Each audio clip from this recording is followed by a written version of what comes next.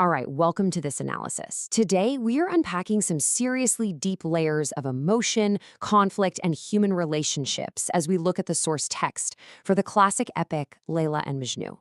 We're going to dive straight in and analyze the social walls that make this particular love story so painfully immortal. So let's start by looking at the very first immediate hurdle they face: love versus family. In almost any classic conflict, the very first wall you hit isn't some distant, faceless enemy. It's actually the people closest to you, your family. Family opposition is a deeply heavy concept. Usually, family is your ultimate safety net, right? But here, it becomes this massive roadblock. The psychological pressure of rebelling against your own flesh and blood is arguably way harder than fighting any external war.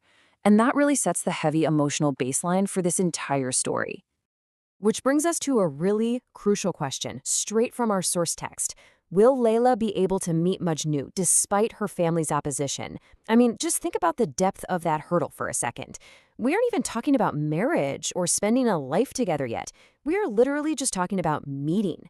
It shows you exactly how suffocating this opposition really is when just catching a glimpse of each other is an impossible challenge. It makes you ask, what is the true cost of rebelling against your own kin? Now, if they can get past that, we move to the ultimate goal, the hope of marriage. Marriage. It's just one word, but in the context of this source text, it holds literally all the hope and light for their future. For them, marriage isn't just checking off a social box or doing a ritual. It's the ultimate acceptance of their love. It stands as this beautiful symbol of peace and union that they are enduring all this hardship for. It represents the one true validation of their existence together and the absolute triumph of their rebellion. But can this hope actually become reality? The text asks, will the two be able to get married? And posing that question creates this incredibly fragile tension. On one hand, you have this pure, profound hope, and on the other, the incredibly harsh reality of their situation. This isn't just a casual curiosity, it's a deep, existential anxiety.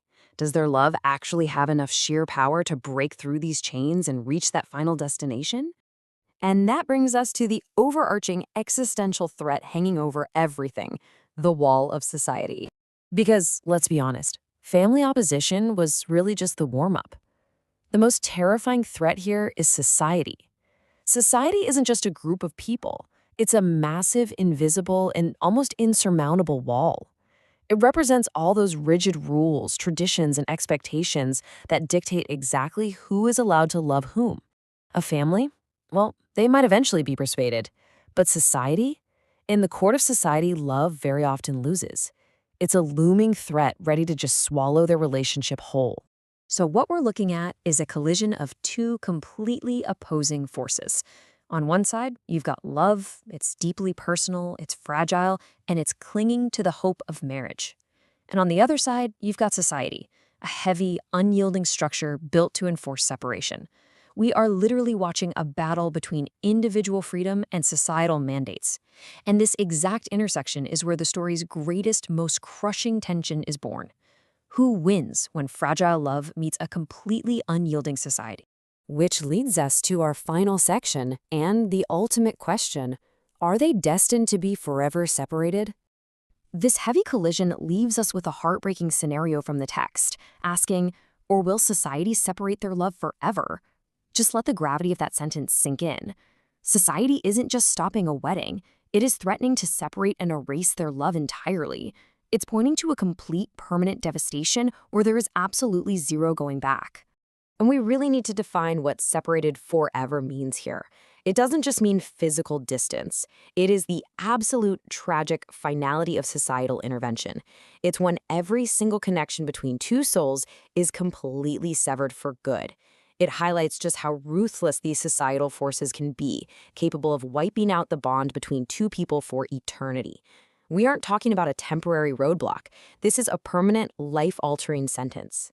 So now that we fully grasp the terrifying weight of that social wall, we have to revisit that hopeful question once more. Will the two be able to get married?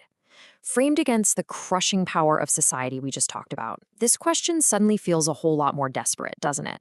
When you know society holds the power to separate them permanently, the hope that they might actually unite feels incredibly fragile, but also absolutely vital.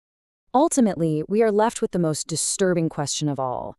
Or will societies separate their love forever? And, this isn't just about Laila and Majnu anymore. This resonates with anyone who has ever felt something that defies the rules of their society. Can true love actually break down these massive walls? Or will the power of the collective always crush personal feelings? Think about that for a while, because history and our source text leaves that final verdict entirely up to you.